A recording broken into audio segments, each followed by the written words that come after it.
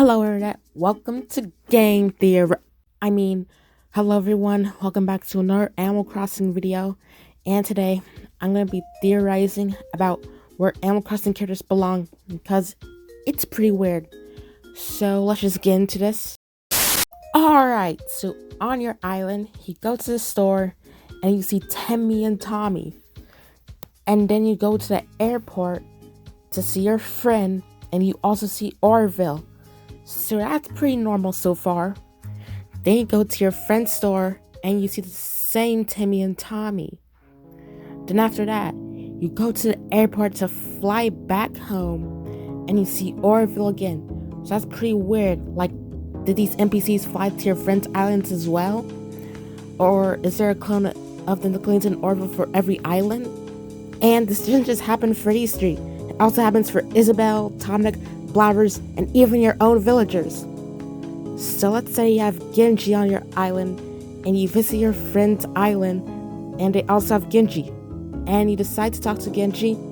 Genji wouldn't even recognize you, and he would act like you've never met him at all. It's also the same for Dream Islands as well. So does that mean each island is a different dimension? Is your island the only one that exists in your dimension? Well, no, because you can also see other islands from distance if you're like at the beach, but those can't be our players' islands. But those could be Nick Bow's islands. So that would mean this world is just your island and a few others. So that means your world would be pretty small because you're able to see the curvature of your world. So that means this is your world. That's your island. These are the Nick Bow's islands, and this is space because there's no other planets. It's just stars, including the sun, because characters obviously acknowledge stars because they're celeste, shooting stars, star planets, etc. But characters don't acknowledge other planets. So this is your universe. This is your own reality. So that means every time you visit your friend's island, you're actually visiting your friend's dimension. You're visiting your friend's reality, and the villager you have and your reality are also a part of their reality. So they don't recognize you. They will only greet you like you two didn't know each other because their villager is not your villager. Same for NPCs. They were all brewed in a different reality. So they are not clones because those clones would end up in your dimension, and they don't travel either because there's like 10 million players, so that's like 10 million islands. And that's basically impossible. So other players' islands are an alternate reality. But here's one exception. If you have your villager in boxes and you have your best friend takes them, your villager will still remember you. And when you visit your friend's island, because it's not like they would lose their memory when entering your friend's reality. Then for Dream Islands.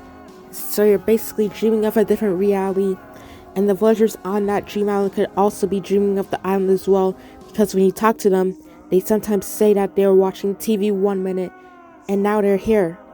And they don't acknowledge living there, really. So that could mean the villagers don't actually live there, and they're villagers from different dimensions and different islands, right? Well, the villagers on the Dream Island actually live on the actual island, so maybe the villagers in the Dream are from a different reality, because if you have the same villagers that are on the Dream Island, they still don't recognize you.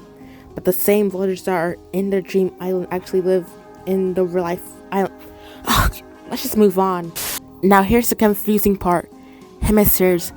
Like I said, there's not a world that's like a bunch of islands or anything like that, because each island is a world, universe, dimension, and reality. So maybe each island world is randomly assigned a hemisphere?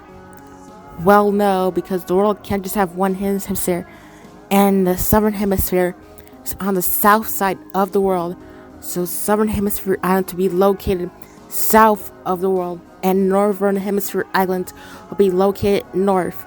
And now the next question, are villagers and NPCs aware of other islands, aka dimensions? Because your villagers don't acknowledge other islands.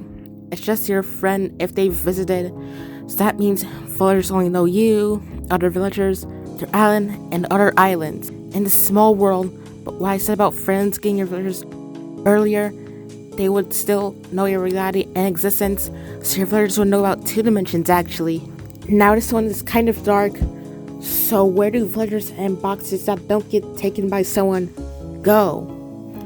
A lot of people call it the void, Now, what could have happened to cause your villagers to forget about you, even though the Nook Miles Islands are in the same dimension?